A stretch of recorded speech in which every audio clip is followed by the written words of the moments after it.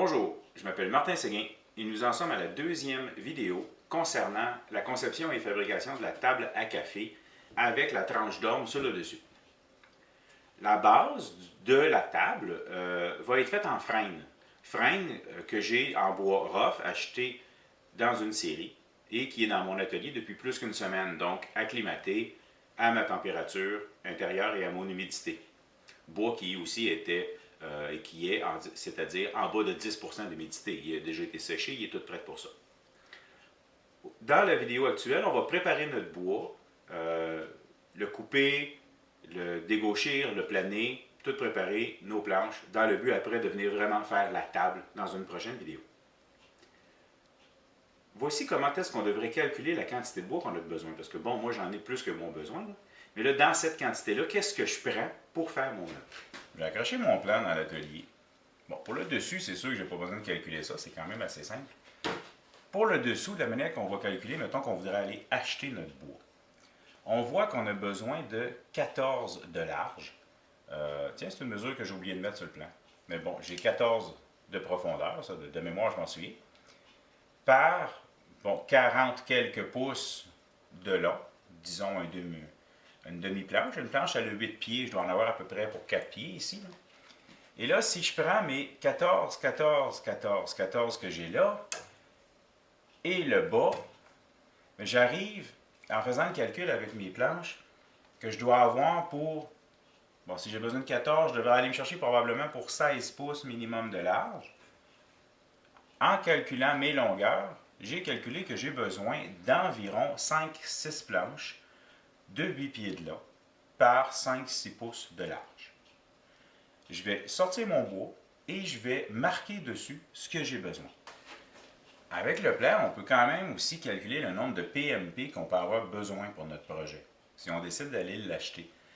Mais dans un cadre comme celui-là, vous voyez, j'ai bon, 14, 14, 14, 14. J'arrive à tout près de 60 quelques pouces de long, 42 ici. Si je m'amuse à calculer, en exagérant un peu ce que j'ai de besoin, ça va me donner un ordre de PMP, c'est-à-dire un 12 par 12 par 1 pouce d'épais. Puis si j'arrive là-bas et je dis au gars, j'ai besoin de, je ne l'ai pas calculé, là, mais mettons 22 PMP, et qu'on le fait, le problème, c'est quand je vais arriver ici, je vais vouloir les tailler, ça ne veut pas dire que j'arrive là. Fait que si on n'est pas capable de déjà figurer les planches qu'on a de besoin, on va prendre le nombre de PMP, puis moi j'ajoute minimum 50%. Ça fait qu'il me reste des projets, des planches pour d'autres projets que je vous ai déjà montrés, et ça me fait un petit surplus pour être sûr d'être confortable. Mais si je suis capable, dans un cadre comme celui-ci, qui est vraiment pas beaucoup de bois, bien, je vais prendre des planches, puis je vais déjà figurer sur les planches ce que j'ai de besoin, dans le but de ne pas en préparer inutilement pour rien. Tu sais. Bon, j'ai sorti mon bois, je l'ai tendu pour le regarder et figurer ce que j'ai l'intention de faire. Bon, n'ayant pas des mains endurcies au travail manuel, j'utilise des gants quand je manipule le bois rough. En fait, pour faire ma coupe, le raboter et le dégauchir et le raboter, je vais utiliser mes gants. Par la suite, il va être beau partout et je vais pouvoir travailler à main nue. Je vais avoir beaucoup moins de chances de me faire des échardes. Maintenant, pour mon meuble, la planche du bas, 42, ben, j'ai mesuré 48. Je vais couper ça ici, c'est ce côté-là. La raison qu'on en met un peu plus, bon, parce que je commence là, en théorie, on devrait toujours couper et avoir 1 pouce de plus que notre besoin, environ. Ça nous donne un peu de jeu. Mais quand on part des planches rough, les extrémités des planches, bon, ça ne le voit pas à la caméra, là, mais ils ont toutes des fentes ou presque, et on perd les 3-4 premiers pouces, là, mettons les 10 premiers centimètres, là, on les perd. Et même encore, ça peut varier d'une planche à l'autre. Il y en a qu'on en perd plus, il y en a qu'on en perd moins. C'est même pour ça que quand on achète des planches de 8 pieds, en fait, ils ont à peu près toutes 8,5 parce qu'ils savent qu'on perd 6 pouces. En tout cas, c'est ce qu'on me dit. Donc, je prends la moitié de mes planches, je fais le bas. Et dans la section de gauche, je devrais être capable de faire 3 montants. 2 extrémités, puis un qui monte. Fait qu'il me manque un montant, puis ma tablette. J'ai calculé qu'avec Excusez, je reviens là-dessus. Sur ces 5-là ici, là, j'ai besoin de 14 de large. Quand je les colle, les 5, j'arrive à 17,5 environ. Sur chaque planche, j'estime grosso modo qu'à la dégauchir et à la mettre parallèle, je vais perdre environ 1,5 pouce chacune. C'est à peu près ce qu'on perd sur une planche, 1,5 pouce, 1 cm environ. Donc moi j'en ai 5, je perds donc 2,5. Et j'ai 17,5, ça veut dire qu'il m'en reste à peu près 15. Je suis correct, j'ai du jeu, je suis au-dessus de mon 14. C'est ça que je voulais. Mais je ne veux pas arriver à 14 juste là. On a inventé pour ça. Pour mon autre montant et ma planche, en fait, là, j'ai calculé 3 planches. J'en ai 2 pleines et une petite. En coupant ici, je suis capable de les mettre côte à côte et je vais aller rechercher un autre 17 pouces sur moins long, sur 4 pieds. Ça va me permettre de faire ce qui me manque. Je trouve pas mon bois extraordinaire et vraiment beau. À la base, même s'il aurait été beau, j'aurais préparé une planche de plus. Puis vu qu'il n'est pas beau, ben, j'en prépare 2, tout de suite. Ça ne me tente pas de ressortir ma dégo pour mon planeur plus tard. Je vais le préparer tout de suite. Au pire, ça me fera des planches toutes prêtes, de 3/4, qui me serviront pour des gabarits ou des voilà quoi. On en repose ça en haut, jusqu'au prochain projet. Maintenant, je sors ma scie à onglet et je coupe toutes mes planches, approximativement où ce que j'ai fait mes lignes.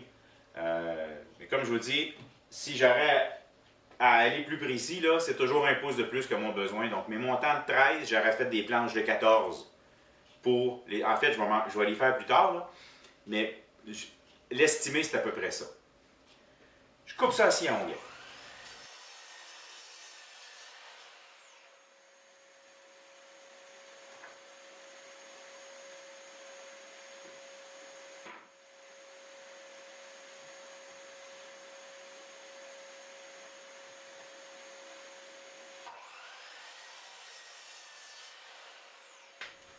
Bon, ben, les planches sont toutes coupées. Je vais maintenant dégaucher. Si mes planches avaient été plus larges que ma dégo, ce qui n'est pas le cas, je suis chanceux, eh bien, si elles avaient été plus larges, je les aurais passées à la scie à ruban avec une lame 3 TPI pour les mettre moins larges, pour être capable de les dégaucher. Toutes les planches de mon projet vont être collées sur d'autres. Donc, ce que je vais faire, c'est que je vais dégauchir une face, et les 2 champs. Parce que quand je vais les coller, c'est pas extrêmement grave si c'est pas parfaitement parallèle. Contrairement à d'autres projets où c'est mieux. Donc, on dégauchit ceci. Pour les techniques de dégauchissage, je vous invite à aller regarder mon autre vidéo où je le traite directement.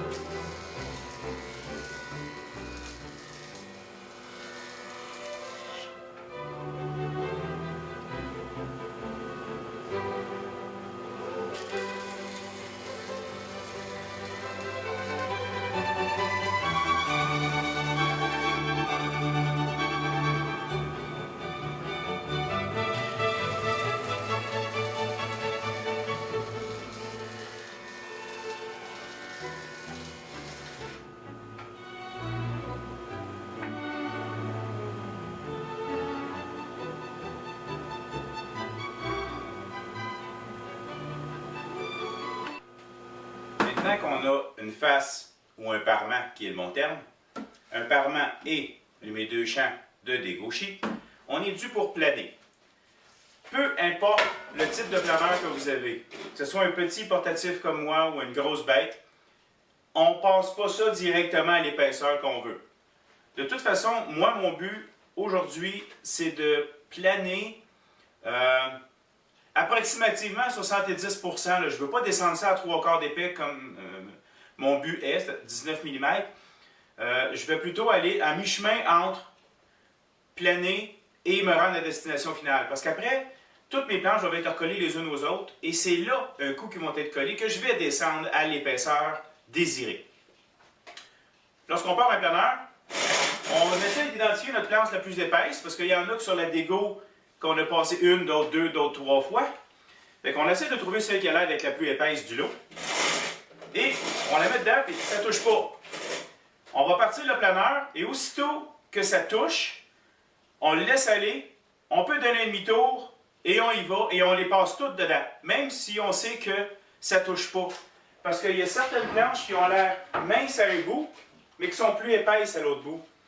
Donc, on les passe toutes et après ça, moi je vais y aller un tiers ou un demi-tour à la fois pour le descendre. J'y vais.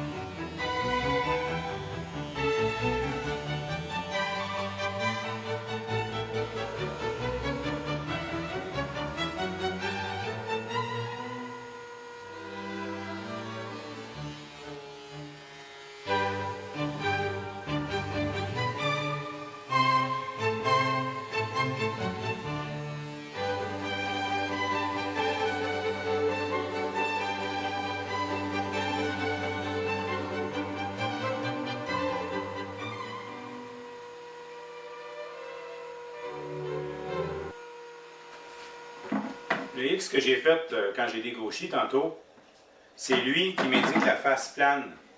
Donc automatiquement, le X va en dessous, parce que les couteaux sont sur le dessus. Et c'est là qu'on vient qu'à avoir nos deux surfaces parallèles l'une à l'autre. Donc la même épaisseur d'un bout à l'autre de notre planche.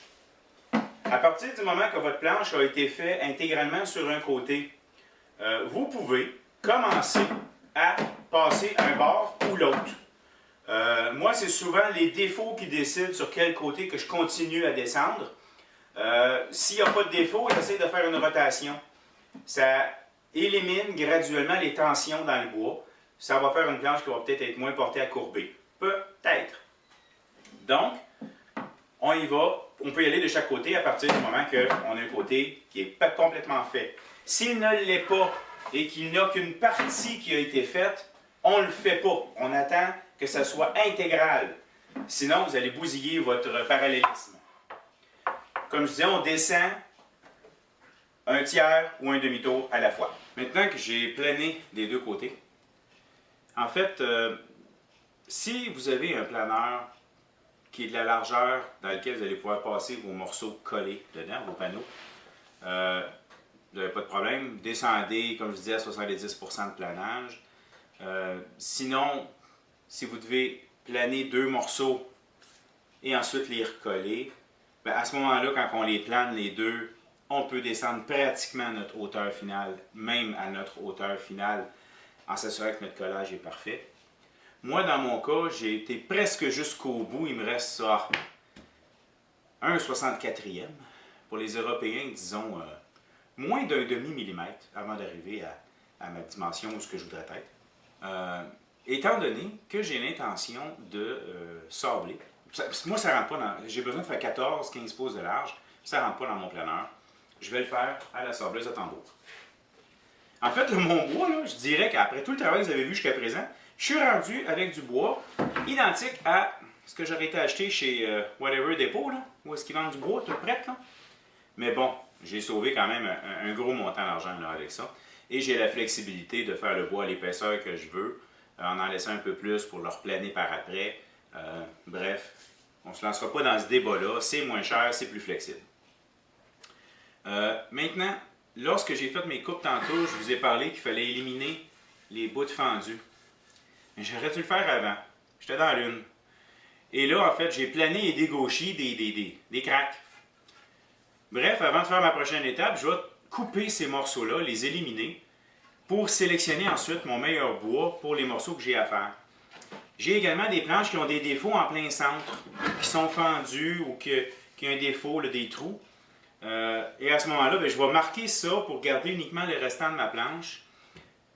Vu vu que j'ai d'autres collages à faire, si je suis capable de faire mes collages sur plus long et ensuite les recouper à 13, 13,5 selon mon plan, tant mieux.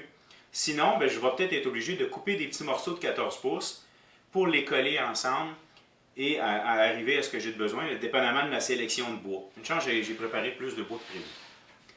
Donc, je coupe mes extras, je prépare tout et je vous reviens pour le collage. Bon, mais dans le but de diviser les choses comme il faut, c'était comment préparer le bois dans le cadre de mon projet de ma table à café. Donc, on a débité, dégauchi et plané nos planches. Prochaine étape, le collage en panneaux laminés.